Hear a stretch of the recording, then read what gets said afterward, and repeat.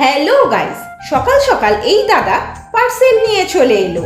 আজকের পার্সেলটা Smith receive করলো।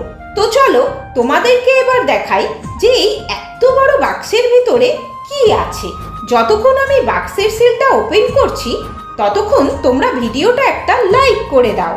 এই যে চলে এসেছে আমাদের স্মিথ ক্রিয়েশন টিমের নতুন সাথী। তোমরা হয়তো ভাবছো এত দামি জিনিস আমরা অনলাইন থেকে কেন পারচেজ করলাম।